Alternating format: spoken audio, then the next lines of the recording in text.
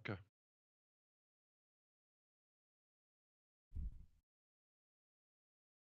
All right, good morning, everyone, and welcome to the New Media Show. My name is Todd Cochran. Sorry for the late start. I was having technical difficulties, and so much so I don't even have a cup of coffee in here with me, so that's going to make it rough. Good morning, Rob.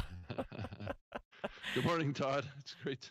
These things happen with podcasts, especially live. Things don't always go as smooth as you would hope with technology. Yeah, yeah, and it didn't help. I got distracted when I came in the studio this morning. Some stuff is blowing up all over the place, and I'm not company-wise, but my wife is leaving for Japan this morning, and then help me load the car, and here's this and here's that, and I'm like, you're messing the flow, baby.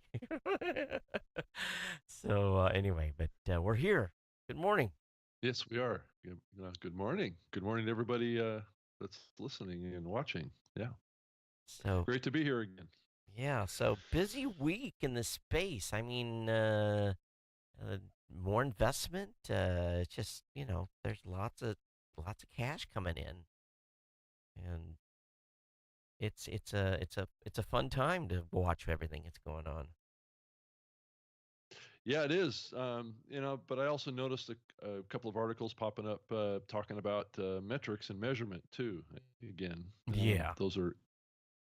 I don't know if you saw those articles that came out, but we should definitely talk about those, and we should maybe talk a little bit about the opportunity of Google and those kind of things. sure. So we shall. Yeah, it'd be awesome. So what do you have? And I guess first of all, if you are affected by this storm getting ready to shellac Florida, hope you're out of harm's way and up high on high ground by this point. Looks like it's weakened a little bit, which is good news. But anyway, what particular measurement article did you see? The one in Digiday. Oh, I don't know if I Um, don't know if I saw that, but let yeah, me. it's well. Go to Yeah. podtopod.com and you can see it. The title is it's a stepping stone. What increased measurement opportunities mean for podcasting? Oh, So that article, okay. yes, So about what was your thought process on that? well, it's just a continuation of the you know perception, I guess, that certain writers have that podcasting measurement has been such a big problem, with so Right. many people, and it's a battle. Some of the things, you know, we have a battle always with buying podcasts because you can't measure them. You know, it, that's one comment. There's another one here. Measurement probably benefits some advertisers, but some it doesn't. And I know you had a Facebook post that you made that was a little frustrating, where there was a show that was saying we don't need no stinking measurement, Right. Right. take it or leave it. Yeah. $400 to sponsor my show. Heck Yeah. with you. Yep. And it was kind of this attitude of we don't need no stinking measurements. You don't know the You don't have to be value. accountable for anything. You do Yeah, not know the value of my show. Yeah, it was kind of like that's that. right. I have an engaged audience. You shouldn't care about the Yeah. the number of people I have. Yeah, And that was I haven't gotten one of those in a long time. That was more indicative of 5 years ago. yeah, So yeah. I was kind of surprised. Actually, it's kind of like, wow, this is a good one. I haven't seen this one in a while. But more importantly is the conversation I'm having with because we're ramping up. We've got a whole bunch of deals in work, and the number of podcasters that just haven't done the basic ABCs or steps 1, 2, 3 to be ready for an advertiser. And I keep, I said this during my presentation uh, at Podcast Movement. I said, be prepared. The money's coming. And it is. It's moving into the second tier of shows, and if you're not ready to go, you're going to get left. And that's just. And I think a lot of podcasters have not been thinking about advertising because there's been not a lot of advertising for those second tier shows for a while. But in this article, Russell Lindsay, which we both know, which is over at Ad Results, they're the ones that do Audible and no Ad Results. They're out of Houston. they Hmm. do a lot of direct response. And he says there's a lot more. This is about the event that happened in New York, which didn't get as much press. I don't think the podcast up front got that much press. Did you? No, I think I saw maybe one article that came out about it in a picture or two or a Yeah. post on Facebook or something. But yeah, it was pretty undercovered. That's for sure. So he said, I mean, he was at the upfront, and I've been in their offices in Houston before, and they're one of the more, from my opinion, they're one of the more difficult uh, companies to work with. Um, there's a lot. He says there's a lot more advertisers here than there were last year. It verifies that we're seeing almost all our clients are direct response. Some of the places brand advertisers are going to invest in podcasting are not the same place that direct response advertisers will be going, which I thought was an interesting comment. Sure, it's going to make the space a little more crowded, but I think it's going to be a very narrow set of podcasts. And it's because they are very narrow. They Yeah. select a very narrow, they're very picky on the shows that they pick. Hmm. So, And a lot of those shows are getting completely sold out. So, right. what are your options with any new advertisers that want to come into the space? Yeah. Is the bigger question, right? Where do you go? I mean, if all the big shows are sold out, um, you can all you ad agencies can be fighting over the same shows, Yeah. but there is another tier that maybe instead of buying across 3 or 4 shows, you're buying across 7 or 8 shows or 10 shows or something. Well, Expand your horizons a little bit. It takes a little more work to manage that, right? well, Um, yeah, it depends. It depends on who you're working with. But I went in there that's true. several times and said, listen, guys, let's buy wide Yeah. and have a lot of spots instead of buying so narrow and having a few spots. And they, to this day, we're working on one deal, one podcast, one advertiser. And for me, that's you got to spend a lot of money for me to do one podcast, one deal. Because it's the same amount of work if I'm going to do 50, 60, 100 shows, at least on my side. But they want to be very focused and they don't want to go very wide, and so that's the way they do business. That's their business. It's good. But someone's going to figure it out. One of these media buyers is going to come in here and they're going to, they're finally going to go back and look what history shows, and they're going to listen to what we did 8, 9, 10 years ago. And matter of fact, Rob, I have some of it here. Let me find this. Let me find this sheet of paper. I want to share this with the audience.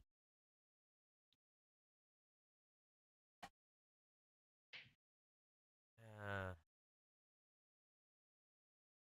Yeah, I agree with you, Todd.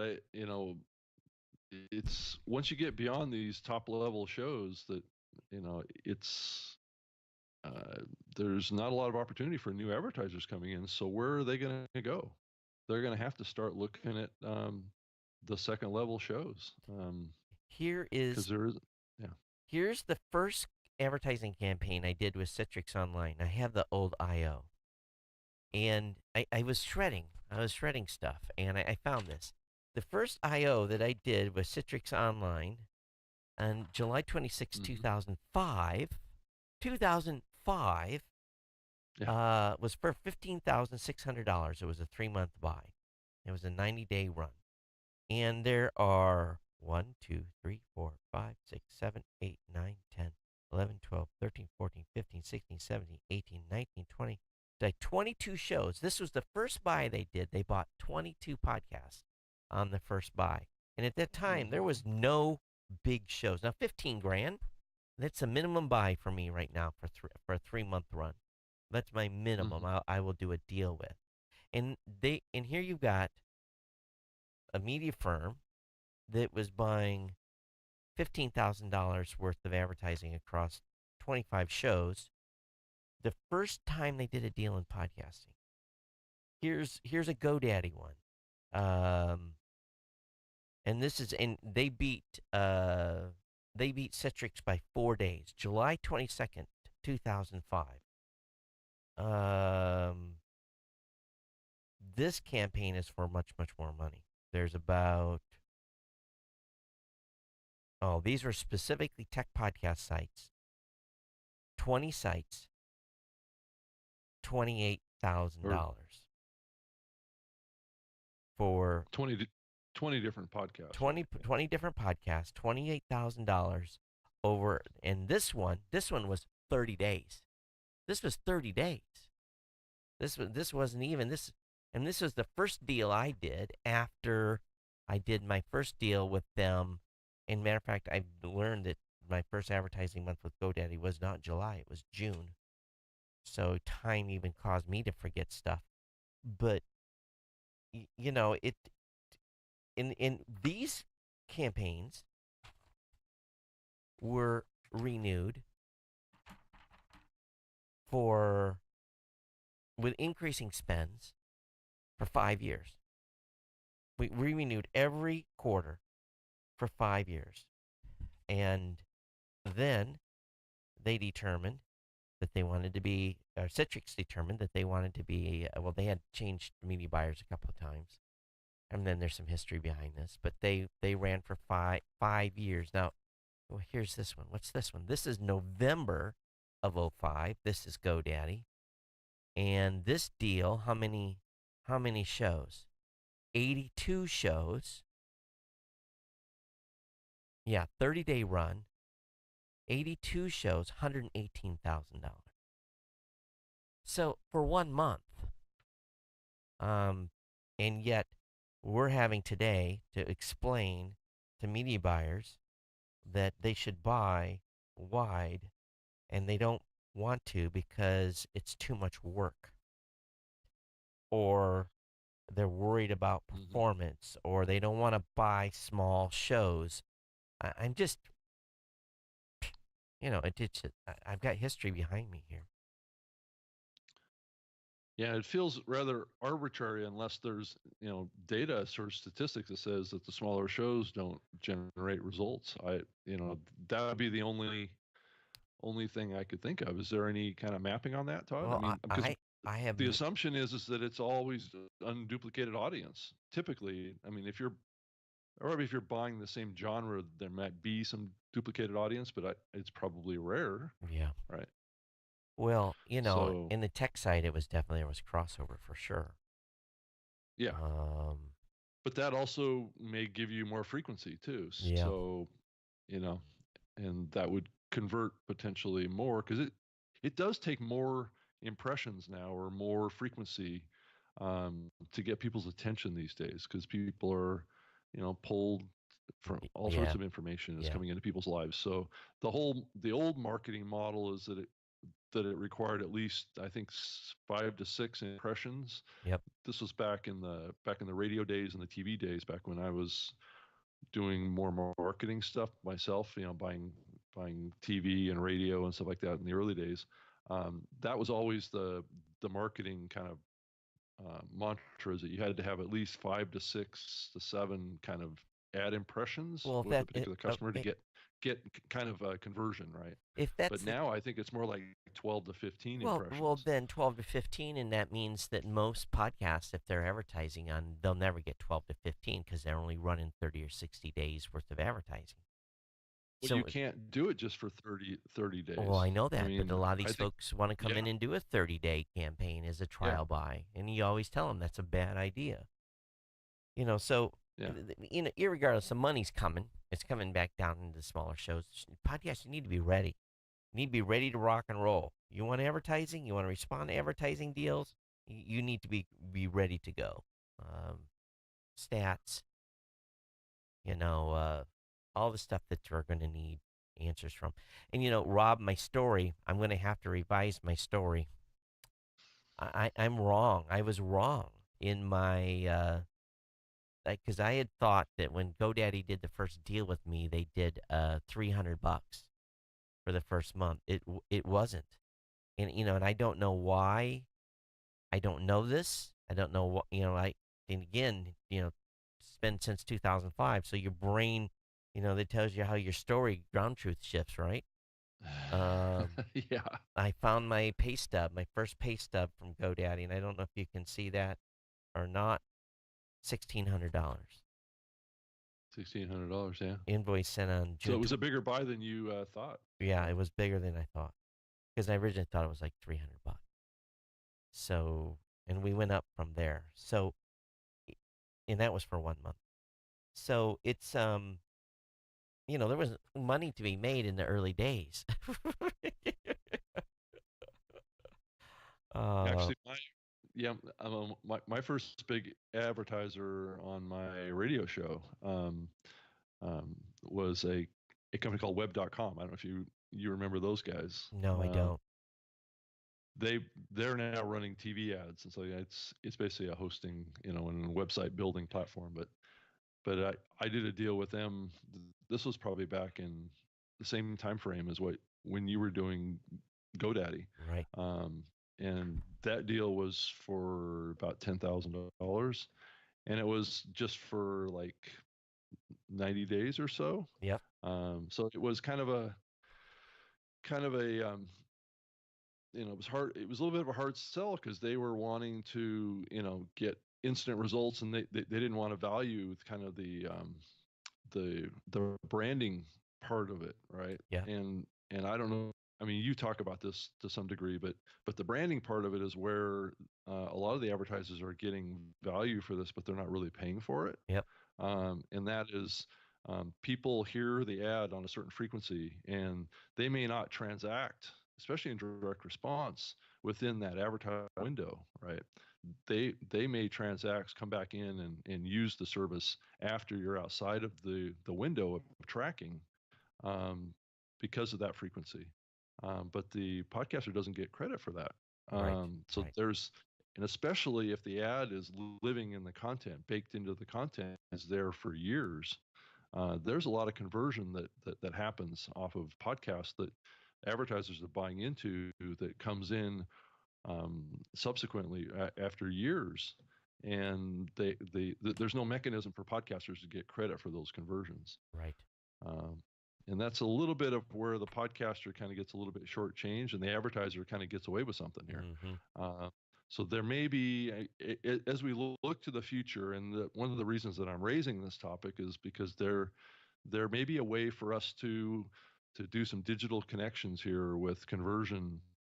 I don't know. I just would like there to be a solution here to be able to give shows credit for conversions more. And I don't know if there's a way to do that or not, but that's certainly, especially for host read baked in advertisements, which I know there's definitely a certain segment of the podcasting space that wants to continue living in that area, and then there's another section of it that wants to live in the dynamic ad insertion, where you can trade this stuff out, right? Those advertisers don't get that long tail benefit that they oftentimes want. Right.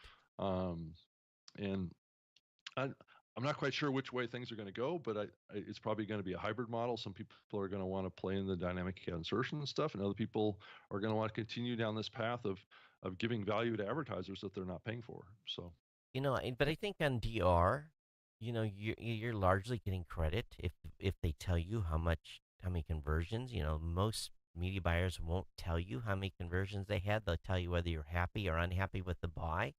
They very yep, rarely will yeah, tell that's you what the actual total was.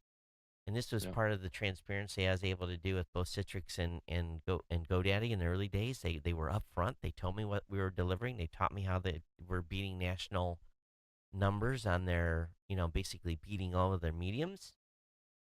So we had we had this picture to tell, we had this story to tell, and Mm. we told it well. And so I don't know. I just I continue to be torn about these companies that keep saying that measurement is bad. For the DR folks, they don't care. They measure on the Yeah, that's not performance. correct. You know. But they do like to see what the numbers are. It Right. gives them Right. Right. Right. a gauge for them to decide whether or not they're going to take a chance on your show, even on DR. But this So Janine Venturini, media buyer, we have, like you said, we have a battle always with buying podcasts because you can't measure them. That is wrong. That is absolutely wrong.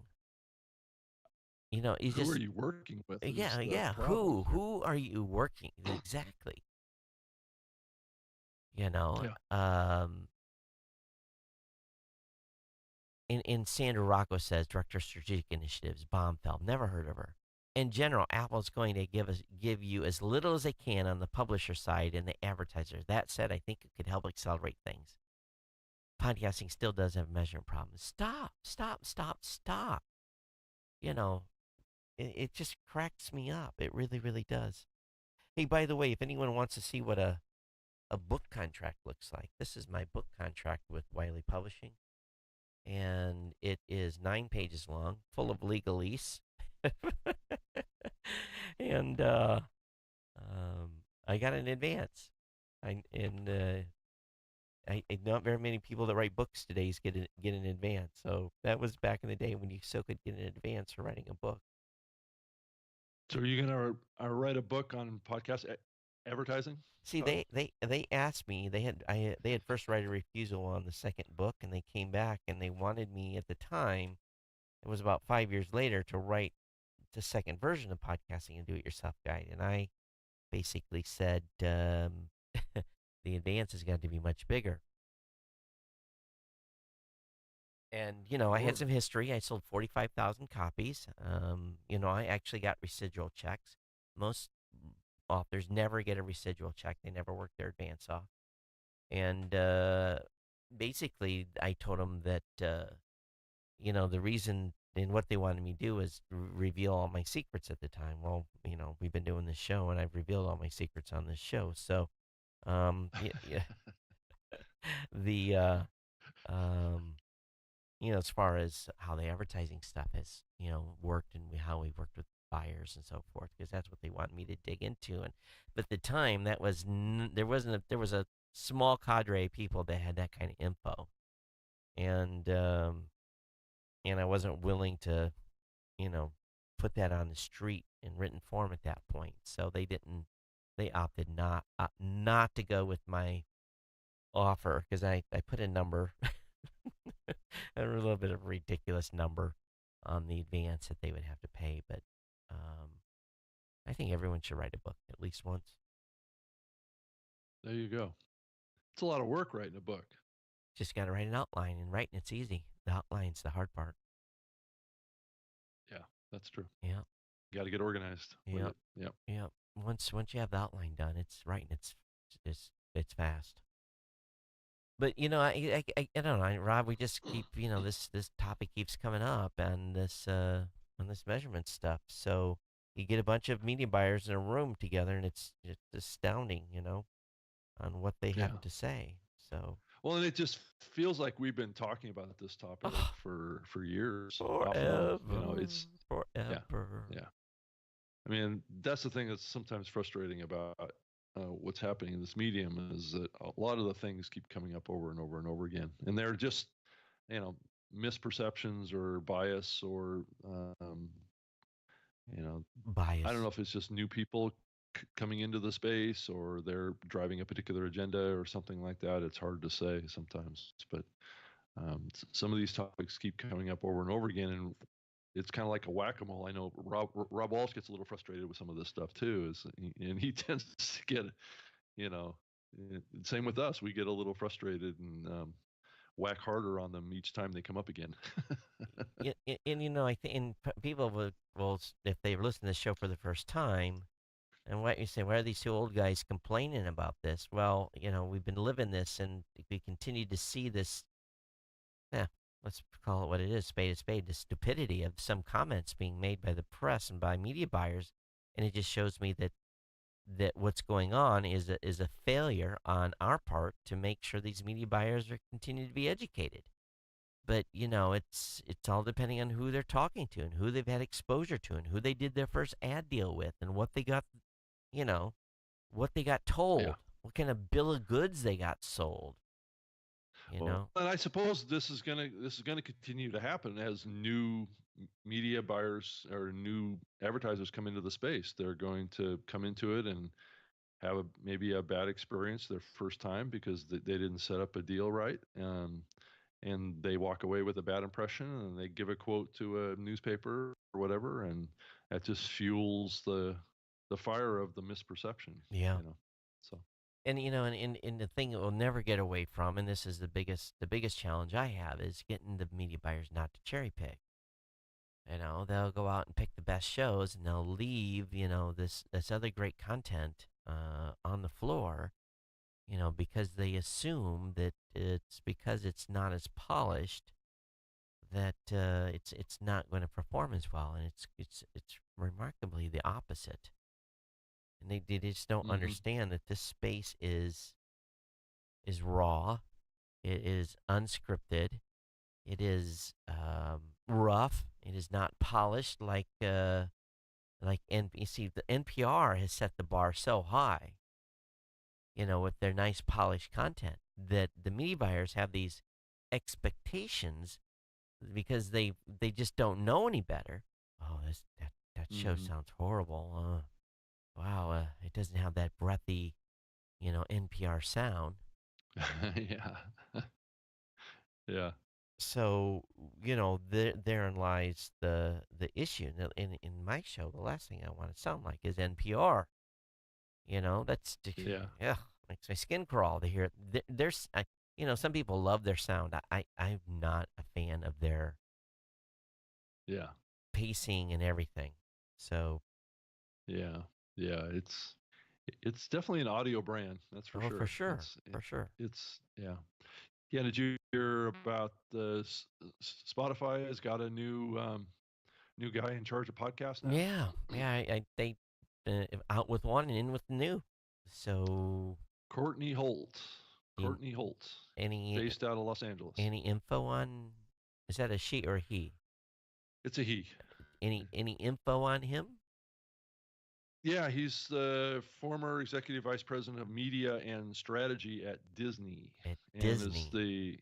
the at and the former head of Maker Studios, Huh. which Disney bought in 2014. Okay, that's good. That's good pedigree. Hmm. Yeah, he's coming out of working with YouTube. It sounds like a lot. So definitely he's going to be video focused. So Yeah, what does that I mean I for the? mean, but it also sounds like that his video ambitions are narrowing.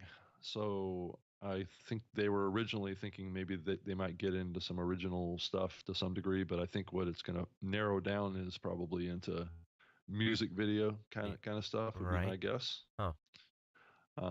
So he's coming out of Hollywood Maker Studio, but this guy could get involved in some original content too. So we'll see. Right.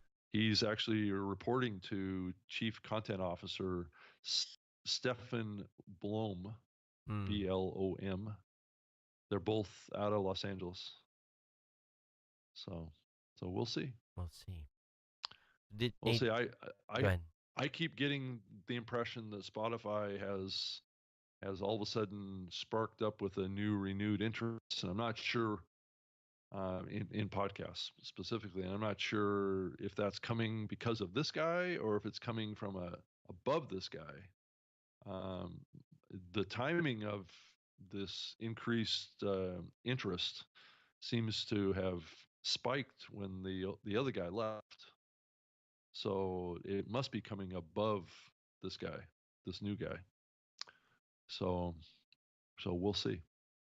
Well, they had the crickets on my side.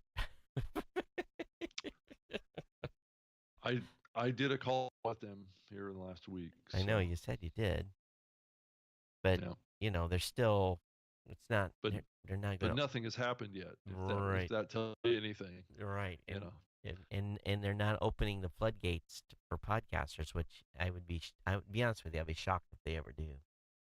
Well, Todd, and this is another kind of annual topic that we talk about is that there still is zero evidence that combining music with podcasts works in any kind of music service. Um, so we've been waiting for a few years, and there's been some that have done it, and and we have yet to see one really succeed. So I, I just don't know if the model works. It's I guess all the evidence would tell me that combining podcasting with music in an integrated service just doesn't work. So I don't know what you think about. I mean, I've got a lot of experience of working in music teams with podcasting, and and it And actually, yeah, here's my bottom line. Until they open the doors and allow the average independent podcaster who has a regular show to be on their platform, they're they're not even. you know Well, they're not really in the game, right? they're They're not in not the in the game. game. Yeah, they're not in the game. So how can you even have an experiment and be able to tell if it's going to work if you're not inclusive? If you're exclusive and you're very narrowly exclusive, you know, and 1 out of 100 shows is getting approved to be on their platform. It's the same thing with iHeart. Very, very, very exclusive. Same situation over there. So, I mean, my fear with this new fellow at Spotify, and if you really look at the information about him, um, it appears that he's the lead in the development of Spotify's global studios strategy. So if you think about that that communicates to me that what we're talking about here with Spotify is going to get into original podcast content. So they're going to start making their own stuff. That's what it seems like to me if I read between the lines here on what I'm reading about this guy. I congratulate all those companies that want to do that. Go ahead and write your big fat checks to spend millions of dollars to develop content. I'm going to stay right here and work with the independent content creators who are creating content. Right, It's which is 90% of n- the podcast or market. 99%, yeah. Yeah, yeah, yeah, So, a huge amount. but this I understand they're wanting to cull their library, but that doesn't win them hearts and minds. People would be talking about Spotify as much as they talk about Apple if their shows were on there. That's where they don't get it. That's where these big directories don't get it, and plus there's no one. Yeah, The few shows over there are probably getting some traffic because that's just it. The handful of shows that are over there. I'm just kind of tired of giving them any credit at all, to be honest with you, until they do yeah, something that actually supports the podcasting community. Then maybe we can talk about them a little more. But they're yeah. experimenting and at our expense, and it is at our expense. It's at the heart of podcasting's expense. They're playing with this, and is that fair? I don't know. They're gonna play and figure it out. Well, they are kind of tapping into the buzz that's being generated by the broader podcasting space, and cherry picking, Right, right. and Well, they're and not the thinking that that's the strategy that's going to cause success. And yeah, they're not the only one there's no cherry. evidence that that's yeah that's not Yeah, there's no evidence that that's going to cause success. yeah, I agree. Yeah. So we'll see. We'll see what happens. And I just $5 million coming into what Gimlet got 5 million from a media buyer. So or from a media Oh, really? I company. hadn't heard about that one. Really? Yeah, they got 5. Let me see if I can. Million more than the 15 that they got. So now they're up to 20 million. Let's see if I can find the article. Go over to Pod. Gimlet. Let's see here. Let's see. Let me look. Let me Google it.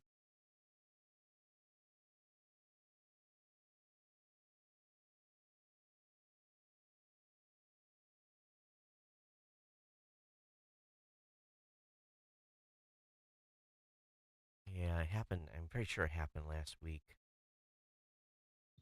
Hmm. WPPP, and that's the. So it is the Yet another conference, this time from the people who buy ads for a living. WPP, the biggest ad holding company in the world, has put $5 million in Gimlet Media. This is an extension of the $15 million round Gimlet raised last month, which Oh, valued the company $55 million pre. It brings the company's total funding to $27 million. Think about that for a minute. They have gotten $27 million. mm, that's a lot of pressure. That's all I can say. The deal is as small as it gets for WPP, which generated 19.4 billion in revenue last year.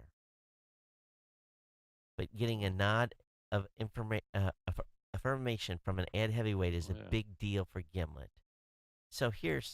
These folks then. So what does that mean? You now have the company that's providing the inventory bought a stake in Gimlet, so now they're going to just it opens the floodgates to getting WPP. They just feed advertising in there now, and they get a return on their investment. Yeah. Whoa, what a deal! Sign me up for that. You got money coming in from the front door and the back door. Yeah, they, Yeah. they give you $5 million. Here's $5 million. Oh, by the way, we're gonna send our team over and tell you which advertising we're gonna run in your shows. You know, Yeah, exactly. like yeah. And we're gonna pay you to do that too. Speaking of buying your way into spots and big shows, right? Right. I mean, you think about it; it's so competitive with buying into the big shows now. Yeah. So maybe The this guarantees them, this is a little bit of a sign. Yeah, yeah, maybe a place in those shows. maybe it Yeah, guarantees placement, you know? And I'm loading their yeah. website because I'll be honest with you, I'm not It's a familiar with them at all. it's a Uh, slotting fee, Todd. yeah, It's like five five from million. my old grocery sales days when I worked with Safeway and Costco, where they would have slotting fees that you would pay per Right. SKU. Is that So $1 million per show to get slotted in there with your advertiser? I don't know, Yeah, and I don't even know who their clients are, but if they did $5 billion, and then maybe they're a holding company for other companies. Oh, our companies. Here we go. Here's the list. Oh, they have whoa, whoa, whoa. They have 402. Are these companies they work with or they own? they're a Nasdaq company too.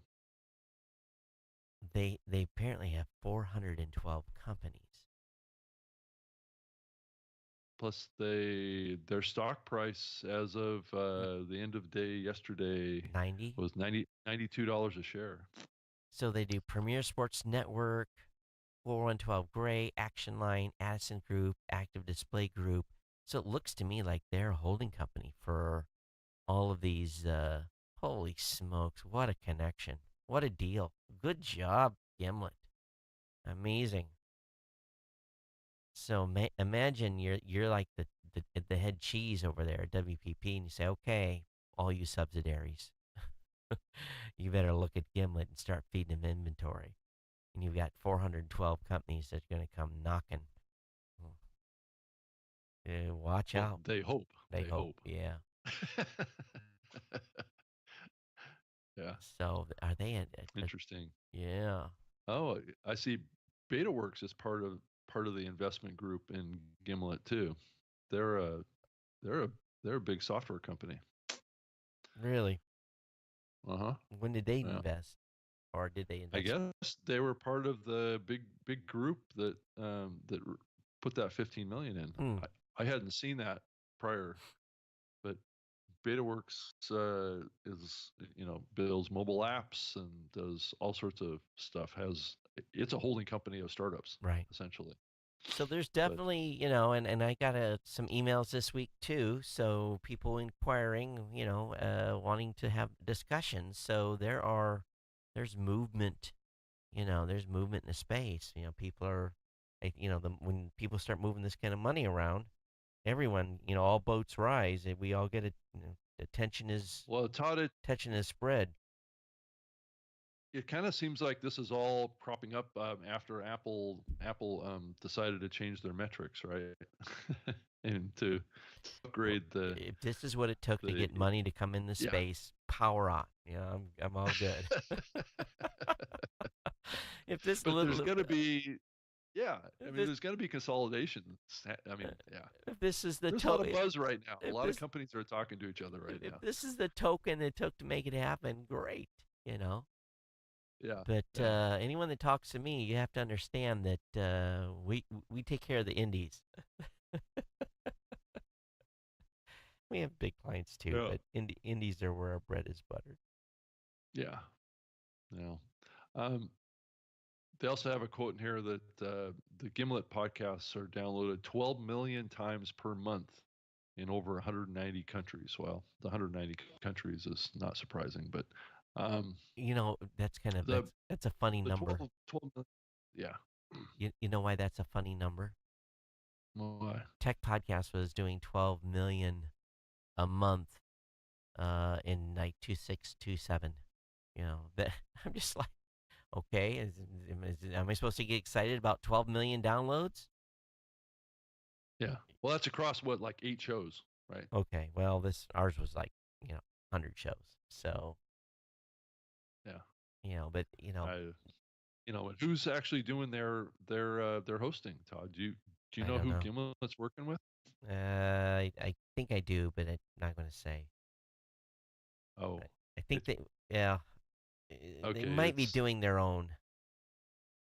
okay. If they're doing You think 12, so? I don't know. I'll have to go look. I'll have to do some. I think I knew at one time, but maybe I'm Yeah. not 100% sure. I don't do it. I don't do their hosting. Yeah. So, but it's good. Good for them. But when it's 12 million, when I get excited when I see 120 million. You know, that's what Yeah. the advertisers don't know. I've got to okay. Let me just blow. Let me blow. If you're a media buyer, let me blow your mind.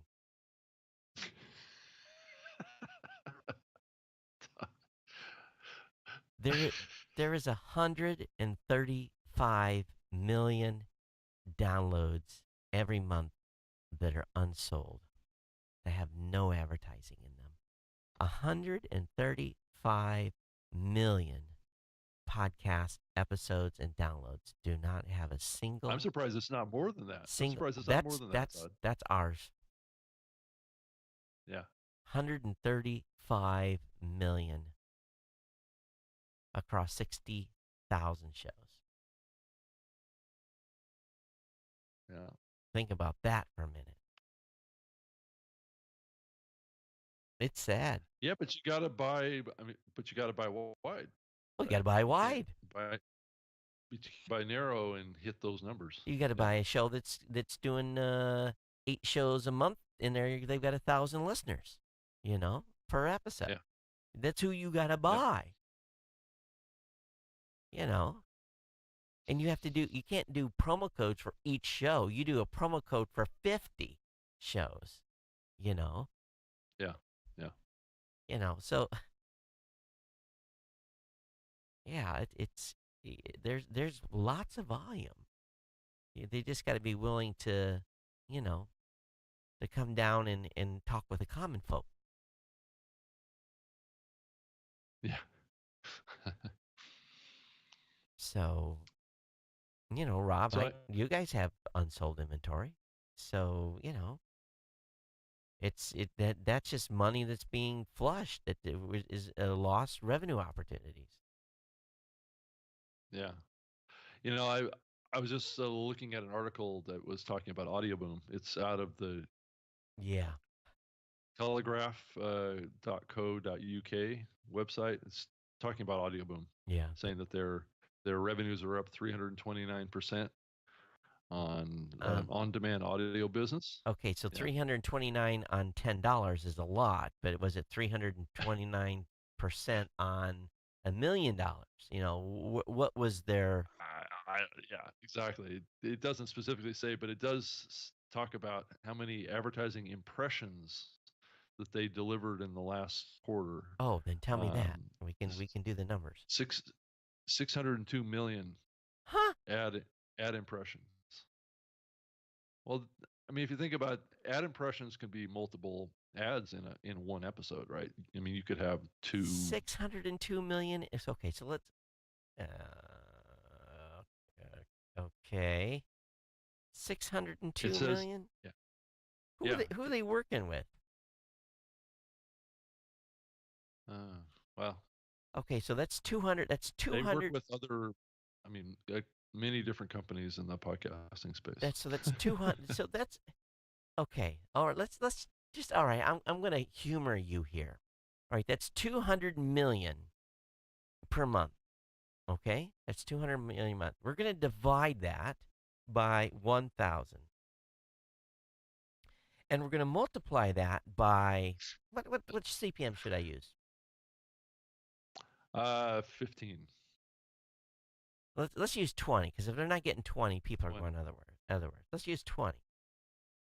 Okay. All So right. they're doing 4 million a month gross. My guess is it's probably not 20. That's why I said 15. It's probably in the 10 to 15 range, probably. Okay, Is my so guess.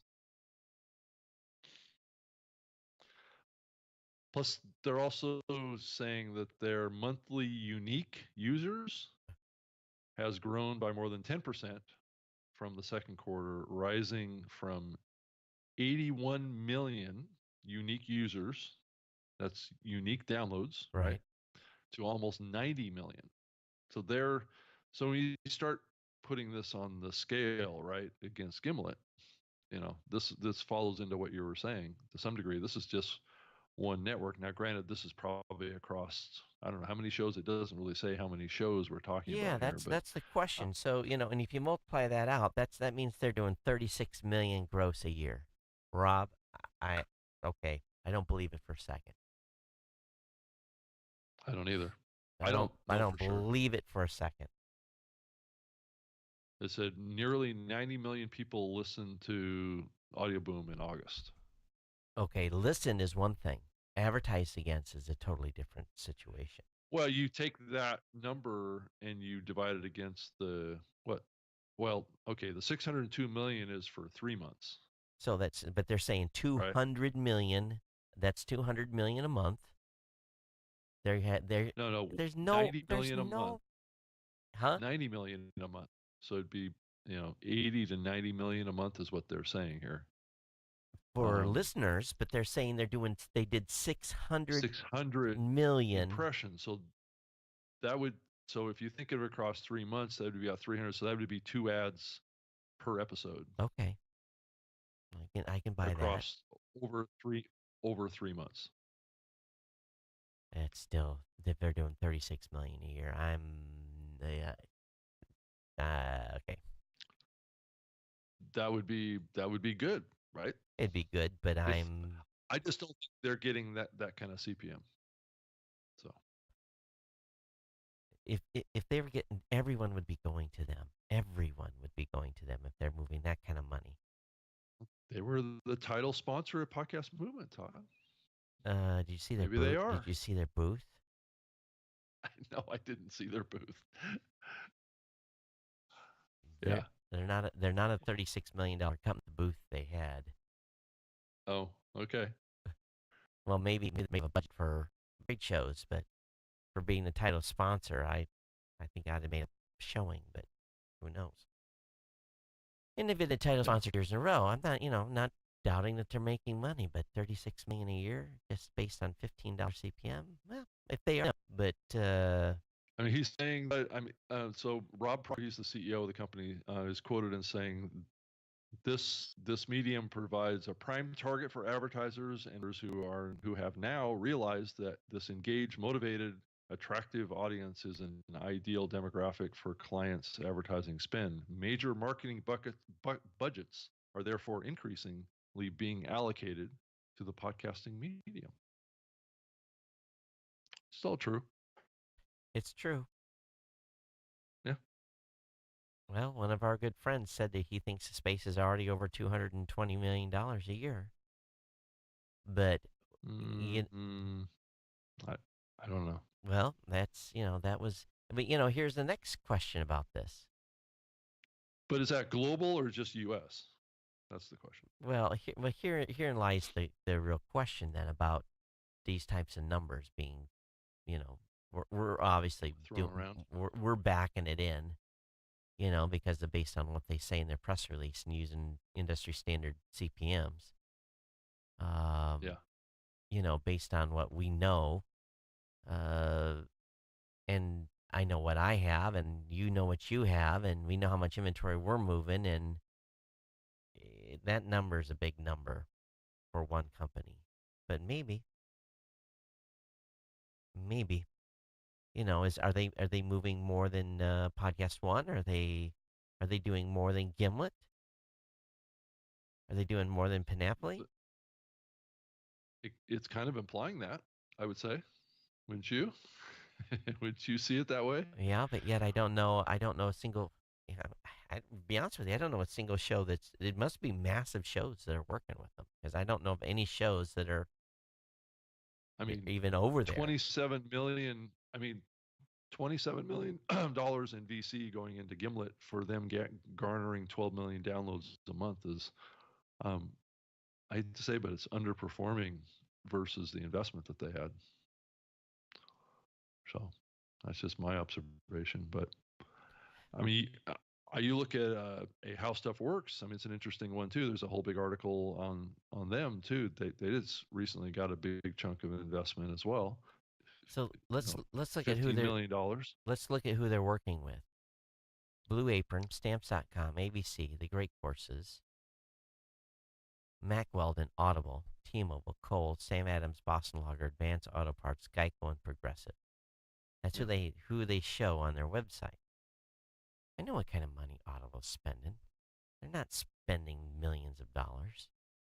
Hmm. Stamps.com is not spending millions of dollars. Well, yeah, okay. Yeah. Maybe they are. Mm-hmm. I heard that. So the press release that came out from How Stuff Works is showing that How Stuff Works has amassed, was it looks like 375 million downloads. I would not be surprised at that number at all. No, I'm not. I'm not. It doesn't say what. Uh, okay, let's see. Achievements this past year, so that would be 375 million downloads just in 2017. You know how That's what many it you looks know how like. many shows they have, right? I know they have a Yeah, lot. They have a huge. lot. Yeah, over 600. Yeah, yeah, and 125% increase in revenue growth. So these guys are doing well. They do terrific content. Yep. Um, let's say 37 million downloads just in July alone. Mm. 6,000 podcasts overall in their podcast library. I don't Whoa. think they have that many. They Mm, have that many? they're not. I don't think that many are active. 6,000 podcasts? Well, Or are they talking 6,000 episodes? I don't know. But um, probably 6,000 podcasts. That's a big number. And it said a 50% year over year growth in number of brand advertisers. yeah, I can't. I have a pretty good idea how many active shows there are. I can't say because I know what they use with PowerPress. So, Sure. um, but Yeah, it's all. hmm, I just didn't realize they had 6,000 podcasts. That's crazy. yeah, it is a lot. It says in a lifetime they've had a billion downloads. A billion. Yeah, I wouldn't be surprised. Yeah. Wouldn't Well, be. for a long time they were doing a lot of video podcasts. Back when I was managing a catalog at for Zune, that Right. a lot of their listens came out of video, I think and they've got. then the Discovery folks bought them, and It's a madhouse over there. They've got like eight. like 8 studios that they're running like full out, like 18 hours a day. You know, Yeah. they are they're busy. You know, they're booked full. You know, and they got full-time editors and everything. You know, so Oh yeah. not at all surprised there. Yeah. They are a machine. You know, so it's good. You know, Content machine. content machine. They are probably one of the better ones in content creation, the content side and scale for sure. Yep. I agree. They've been garnering big audiences for a long time in this medium Yeah, they too. got a good brand, you know, and they like I said, it's crossover. It's video and audio and everything. So, Yep. and you know, and the key too is the you know everybody comes in. I don't know if they have any external studio recordings, but everyone comes in. All their talent comes in and has to be in the studio, and you know some of their stuff that it's not necessarily done post. So, Mm-hmm. but anyway, it's good. Um, and if they're doing those kinds of numbers, I can see why people brought in $15 million investment. Yeah. Oh yeah.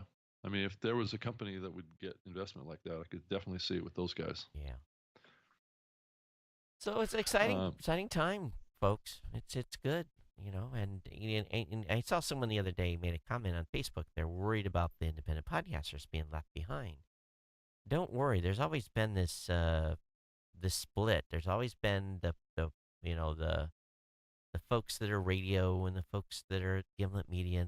There's always been even the early days. You know, the early days it was the pod show folks against the rest. You know, they're you know there's been a split from the beginning. It's just a level of that level of split's a little different. But don't worry, this is never a better time than to find your voice and have an audience. It's not to be this is good. This is cool. Get on the train and ride.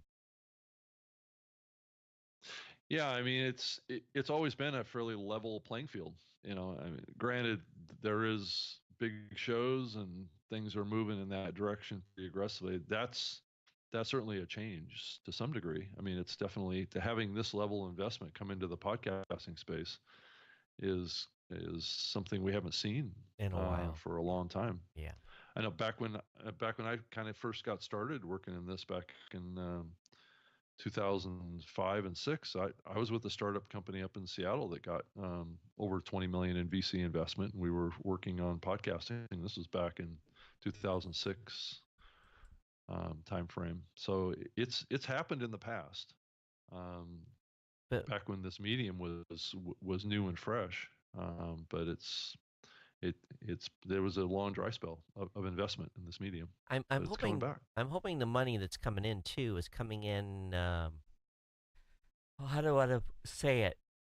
Not like early VC money. It's coming in as a strategic investment where there's not going to be as much pressure for the company There's to. still pressure. Well, you know, you hope that there's not as much pressure to force these groups are making stupid decisions. You know, you hope that the money's coming in and they've got a small enough stake where they can't completely derail the bus or the train. So, you know, it's there's yeah, but uh, let's just hope Yeah. because oftentimes VC money comes with lots of strings and lots of performance requirements and Yeah. you have to reach this by this or this and it's these folks they bring in serious cash. They have serious requirements. I mean, what's really changed from what I've seen is that this strategic investment is coming in to content. That's the part that's Yeah. coming in, which is always it appears to be always the riskier play, right? I mean, for a very long period of time in this medium, that there was not any investment going into content. Um, and I guess maybe we've reached a point. Most of the investment in the past has gone into infrastructure and technology and software. I'm not seeing a lot of investment in that right now. Nope. Um, where the investment is happening is on the content side now, which is always a fleeting thing. I mean, it's like back with Hollywood and the studios and stuff, and they, people invest in the movies and TV shows and things like that. It's always a high risk thing. And there's a lot of turnover of content. A lot of failure usually falls out from investing in content. So it's always a high risk investment, and that's why this is somewhat surprising to me. But if you look at it closely, the investment is going into media companies that have a track record Right. of success. And those are the only companies that are getting money now, are ones that have built big audiences, have a track record of creating quality content that people engage with, that will continue. There's a pattern of growth, right? So But if you're a company that is generating significant revenue, do you, and there's two ways to look at this. Are they looking for a cash out, or are they looking to, well, if you're taking money, if you're taking investment money, obviously the ultimate is getting bought out by someone. So, mhm. but if you're, I don't know, there's two ways. There needs to be a liquidity event at some point for any of these companies, Right. And then, and that would be some merger with some other bigger company, the big fish eating the small fish. That's kind of, you know, a lot of these investments come in with that in mind, that there's going to be some bigger player that's going to want to buy Gimlet or buy the How Stuff Works folks, which I'm not sure who owns How Stuff Works now. Is it still owned by?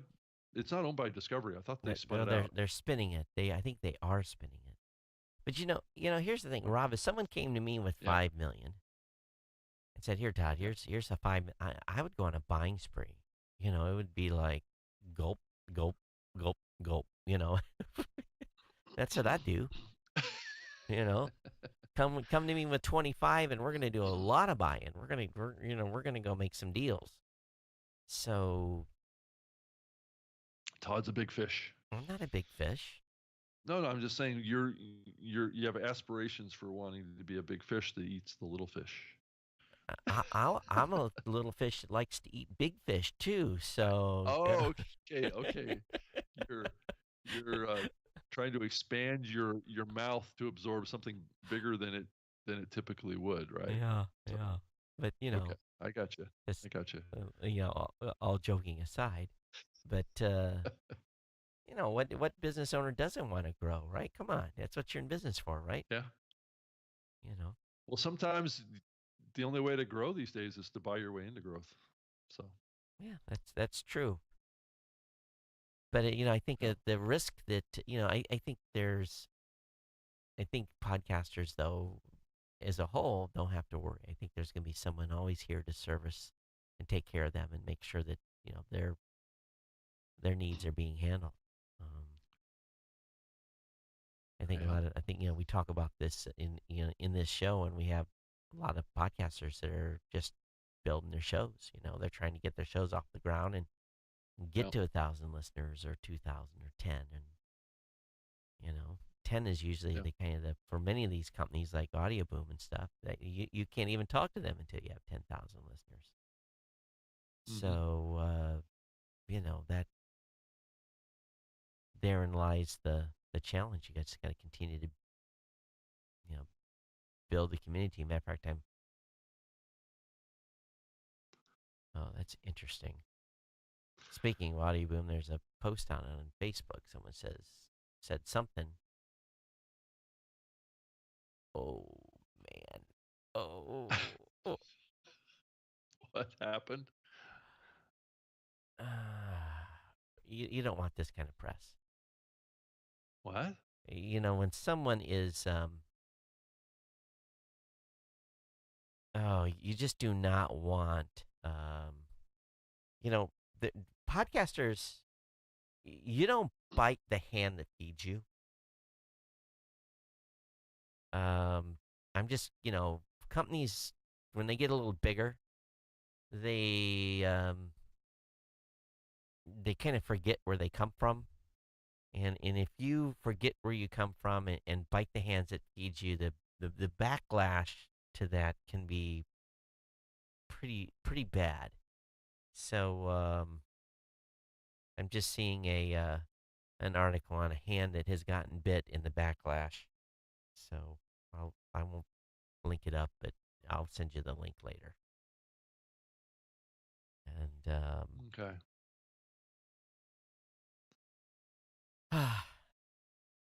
Yeah. So Todd, if if Google got into the space more than what they already are, how would you think that they should do that? what do you know, Rob? I, I I can't really say. I'm just curious. Okay, so do you have any additional information from last week? Have you talked to anyone? Are you baiting me here? I'm I, I'm just stoking the fire of conversation here. Okay, okay. So we all don't know if Rob has had a talk with anyone at Google this week that's precluding this question because when this kind of question is asked, it's dangerous. Um, you know, I'm what do I'm you? open to talk about No, it I think if to they, some degree. I think it, I think as I said last week, they're going if they want to be successful in this space, they have to have a dedicated app that is mandatory for the OEMs to carry. Number one. Number two, they're going to have a destination. They're going to have a place where they can showcase content and build the same type of ridiculous excitement that New and Noteworthy does. They got to do something to get podcasters to actually talk about them and talk about Yeah, their service. And if they don't do that, it's a non-starter. yeah. It's simple. It's a simple So formula. You can in Google, you can pay me the $1 million consulting fee. That's all you have to do. only $1 million, huh? Wow. Come on. Okay. It's only 20% of the 5 million that other company gave to Gimlet, right? Yeah, I yeah. mean, it's But chump change. Rob, what do you think? I it's a complicated question. Those guys, it does get back to this concept of be careful what you wish for, but um, I think that there's a huge opportunity there. I mean, you talk, I have this opinion. Rob Walsh has this opinion. I have a huge opinion about what those guys should do. Um, What did Rob they say? need to get into the space. Yeah, Oh, yeah. well, Rob just is really simple. They just need a first party app, right? Well, I think it's more Um, than that well, well, let's be honest with you. It has to be more than that, to catch up. because else Google won't do it. I mean, why? The question gets back to is why should Google do anything, right? Mm-hmm. What would get them off of the dime to do something in a big way, right? Not in a like a half baked way, like they've kind of already done. And I would say that they probably already realize that what they've done is a failure. So so the big guy knows the truth, right? The Google knows the ground truth about what's happened with podcasting with them. Um, the question is, what do they do about it going forward? Uh-huh. Well, So how would you, how do we get a big company and let me say, how do we get an advertising based company to engage in podcasting to drive value to the podcasting space without sucking the life out of the podcasting space?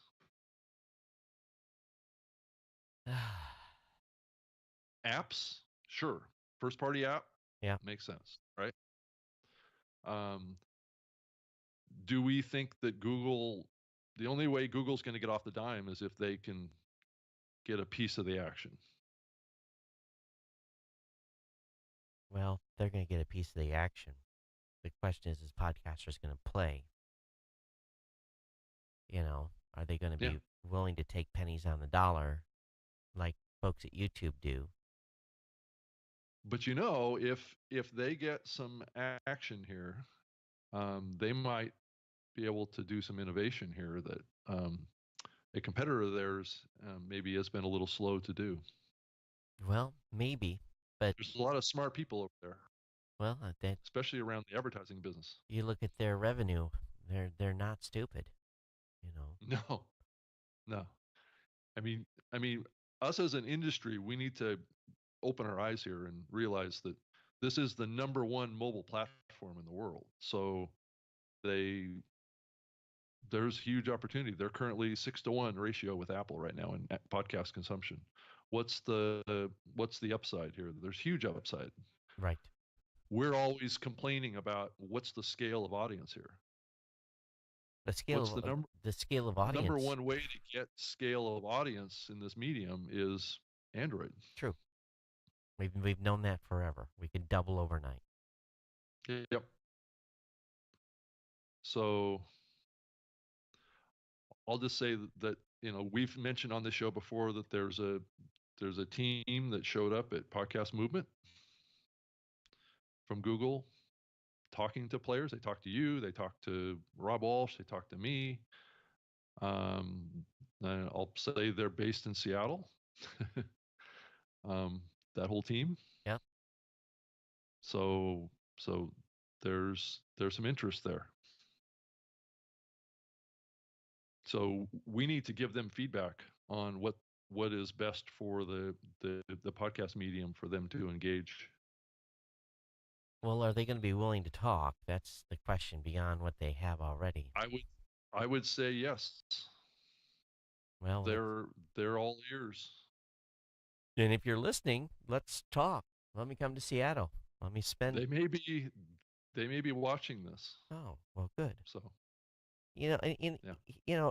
if they're watching, and I'm serious, Mm-hmm. it's not a complicated formula, guys. We need a dedicated app. We need a dedicated. We need it, and it has to go. It has to be mandatory in the OEM delivery. In other words, if just like Gmail is delivered as an app, it has to be an app that's delivered with the OEMs across all Android builds. They can't be refused by the OEMs. It has to be that. That has to be in there. If you Well, it's can't, going to have to be an app. It's going to have to be an app that exists in the Play Store. Uh, well, they but the they place would probably only be able to put it as a pre-install in some future no version in a of future Android. version of Android for sure. We Yes. understand they're Yep. not going to be able to bake this back in because they're going to, but in a Yep. future version of Yep. Android, it would have to be in there for sure. Yep. And then I think you have to have a destination. You have to have a destination point to get podcasters to be able to talk about, hey, my show's new and noteworthy on PodTube, and or whatever, whatever we're gonna call, that's stupid, but whatever you're Yeah, gonna I know. call I it. know. No, it's good though. I like that. And with your guys' kind of money, podcast.com, I'm sure if wrote a check, you could buy that domain. If anybody can buy it, you guys can buy it. Think Yeah. about them owning that domain. Woo, smoking. And I'll take a 10% consulting fee on that one too. So it's, you're going to have a site. And then as far as the advertising goes, if you make your terms of service such that I can have my ads in my show as they are now natively and run my advertising and get paid for what I want Yeah. based in my MP3 file, and you not take a piece of that, and then if you decide to do a pre-roll on my show and give me some rev share, let's go. You know, Okay. what about Yeah. you? Would you do? Would that sound cool to you, Rob? Would you do that as a content creator? Yeah, I think that there's an opportunity for them. I think anyway, my own personal thought for them to maybe get involved in the advertising business. That this is what they do best. This is what they know how to do. They have a lot of very smart people in the advertising business over there, and I think they could bring some innovation to podcast advertising. I think if there's anybody that can do it, it would be them. Um, I think they would probably want to have, if they want to play in the dynamic ad insertion game to some degree, through some sort of online marketplace. They would probably want to have a version of people shows that they could insert advertising in. Maybe the show creator creates the locations, and then they have a separate feed that goes into them. The baked in host read ads would just pass through, Rob, and Rob, yeah, we gotta get yeah, to step one first. I know. Okay. You know, the going and being partners and doing ad insertion. That all sounds good, but let's get the 6-to-1 ratio down to 1-to-1. Agreed. You know, when we get the ratio to 1-to-1, then let's start talking about show the money. You know, Yeah. let's talk about that. And if you guys need to Yeah. make if they need to make money in the meantime, then I understand we're gonna have to do there's gonna have to be some pre-rolls. But Yeah, I would say that, yeah, at the beginning they just need to open it up and get a great experience going, get people using it, get all the content in there, and then over a period of time you start rolling in kind of advertising opportunities. how Um, many yeah. iPods and iPhones did podcasters directly influence the sale of in the early days? It had to be huge. Oh, it definitely helped Apple a lot, I think, in the early days. Yeah. So it's too late for that. You know, it's too late for Well, it podcasters to help them sell Android devices. So and Google is not really a hardware company. They do have the Pixel yeah, it, phones and things like that. it's So, yeah, it's but it's a very small part of their right. their game. Yeah, yeah, But it doesn't help their OEMs who are in that game at this point. So yeah. yeah, That's true. the play from a financial standpoint to make the the stock market or the stock holders, I should say, keep them happy, keep the revenue rolling in. They're not going to do anything. It's not going to be tied to revenue. Let's be if anyone thinks that they're going to Yeah, come I in here mean, and do something for non-revenue, yeah, we're kidding ourselves. yeah. I mean, it has to work like that. Also, I mean, I went through this at Microsoft. I mean, if there's no revenue model in the plans from the beginning, you're going to have a problem.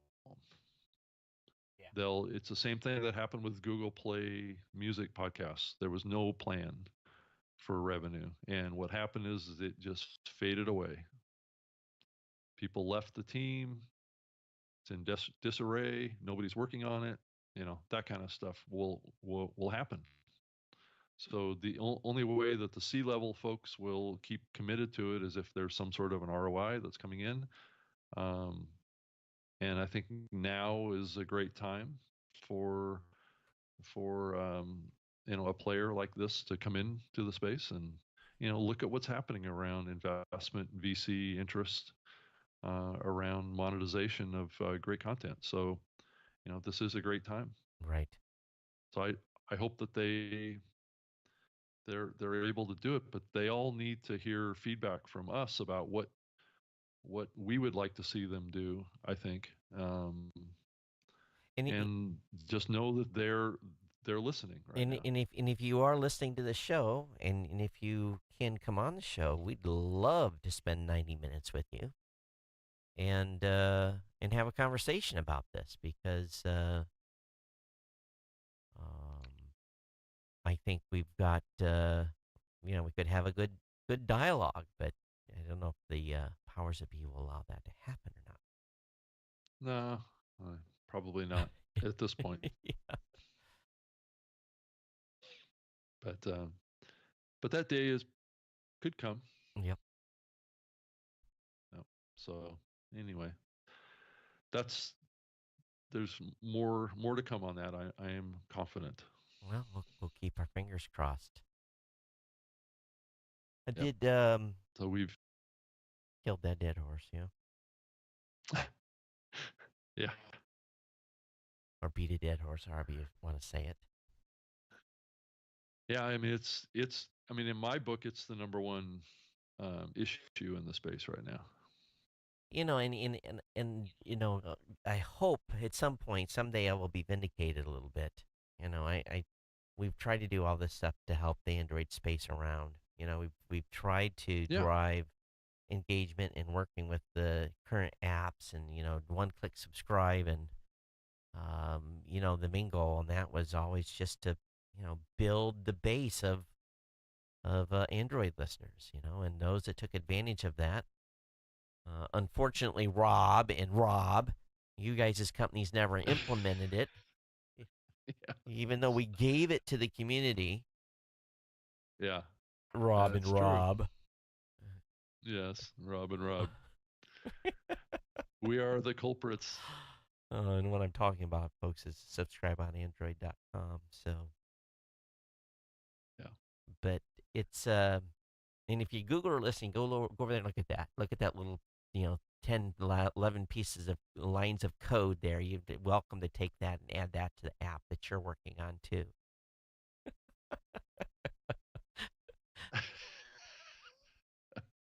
Yeah. So where? So what's the next event or conference or that you're going to? Do you have a plan for any of that yet? I'm probably going. I'm not going to go to FinCon. Just looking at my schedule. I'm already crushed. Just from a programming standpoint, we'll be able to do next week's show fine, and then the following week I am um, going on travel. I'll be on the East Coast, lovely, spending time in Manhattan and other places, and then the week of the 1st of October, actually. So on September 30th is International Podcast Day, and lots of stuff going on that day. So we're gonna have to look at our schedules, Rob. But that event's going to be going on at the same time we're scheduled to do a show on the 30th. But so Maybe we should do a show for International Podcast Day live. we'll ask, reach out to those guys and see what they want to do, and because I'm already scheduled to do a bunch of stuff over there, I don't want to personally ask for anything more, Oh, okay. because All right. I'm doing the podcast awards. I'm not signed up to do anything, right? I'm not signed up to do anything with it right Okay. now. And then on I leave Sunday the 1st, and I'm taking some personal time that week, and but so I will be out the entire week, and I won't even be. We might be able to do a show. Yeah, we should be able to do a show, but I'll be remote on the 7th of October. Oh, So so you're going to be in the U.S. I'm not saying where I'm somewhere? going to be, but I'm going to be. Really? Yeah, Wow. yeah. But I will be available Oh, to do a show interesting. on the 7th. Yeah. Those those free family flight tickets you can get now No, not. coming in No, handy? no, this is No? nothing to do with that. So I'll just leave it at that. Oh, okay. All right. All right. Had a problem. And then, but the following week, it'll have to be on the 24th on the Sunday, because I will be flying back on the 23rd. Okay. So it'll have to be a Sunday show on the 24th. But other than that, where are we at on time? We're okay on time.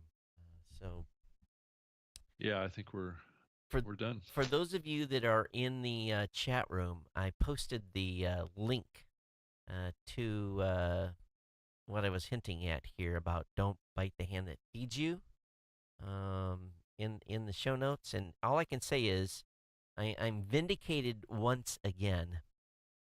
Rob. Control your IP, folks. Control your intellectual property. Control your brand. Control your feed at all costs. So how did you get vindicated again, Todd? Read the link that's in the Facebook post. Oh, okay. Yeah. All right. Or in the,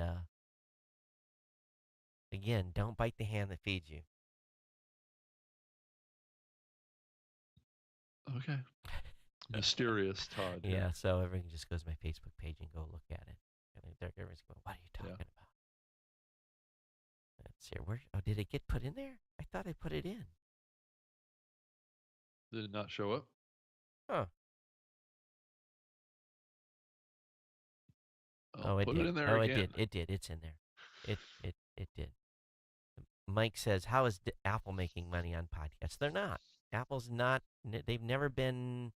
They've seen podcasting as it ends to sell iPhones, and Yeah, it's called platform lock-in. yeah, exactly. Yep. That's their business model. That's why it makes sense for Apple to have done this all these years. But as you look at these other players like Google, and one of the problems that Microsoft had is that they had a failing mobile platform. Right. So, that's why they're not in the game. But Google's in a prime place to take advantage of this medium. Just don't take advantage of the podcasters. Be fair. And like I said, because if you're not fair, then they're not going to be nice about how it's how it all goes down.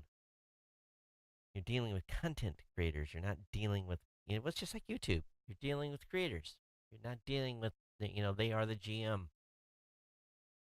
And I think largely YouTube has done a bad job of listening to creators. I think they've done, in fact, it's the past year has been a case of this. The YouTubers are scared to talk out about YouTube because Mm-hmm. they fear the repercussions.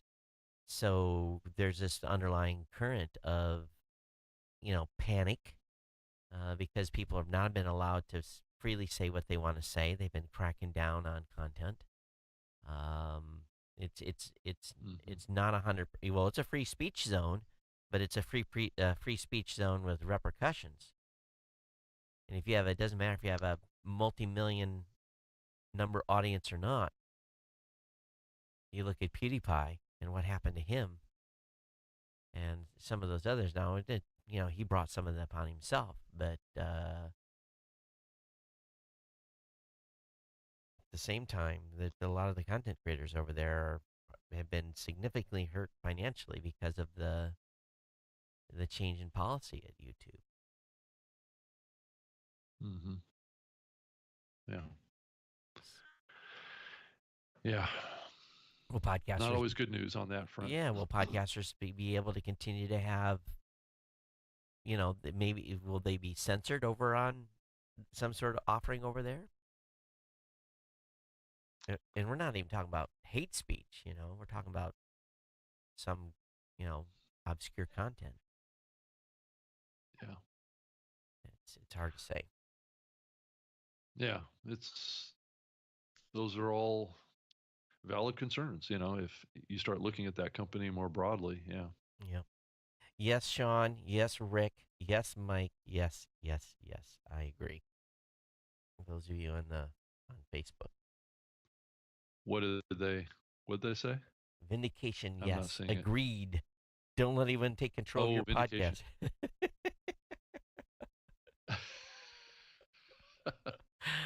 Oh, well, Yeah. it is what it is. So, everyone, thanks for being here. We are right at an hour 30, even though we got started late. Everyone, thanks for hanging out with us today. And we've been all over the map. Well, Yeah. I'd like to hear your guys' comments. Email us. And I got through a Yeah. whole. It's been a little quiet on that front lately. Yeah, I Yeah. got through this whole show without cussing. So that's a good point. I censored myself. I We're going to retain that one listener that was offended. Yeah, so I did slap myself for being off the cuff last show. So I'm back on track here. Back on my meds. Actually, I'm not. I don't take no meds. But anyway, you know what I'm Yeah. referring to. But make sure you subscribe to the show if you're not. Leave your comments on anywhere that you can. Todd at blueberry.com is my email address. And at Geek News is the Twitter account. Rob? Rob at Rob Greenlee or Rob at Spreaker.com are great. And then Twitter at Rob Greenlee as well. And that's with two E's. Those are the best places to reach out to me. And we definitely want to hear from you. So let us know your thoughts on Yeah. anything. And we'll be sure to talk about it on the show. And Google, if you want us to come out, my phone number is readily available or email. Give us a holler. We'll come and we'll give you a 5-year pulse. So, but everyone else, thanks for Yeah. being here and looking forward to getting that cash for those that the consulting that we did here today, Rob. I think it's going to take a little bit deeper dive to get Yeah. that kind of cash. Right. What do you Right. think? Yeah, I think a little bit deeper. All right, Yeah. everyone. We'll see you next time here on the New Me Sharpen. Take care. Bye bye. Okay. Bye.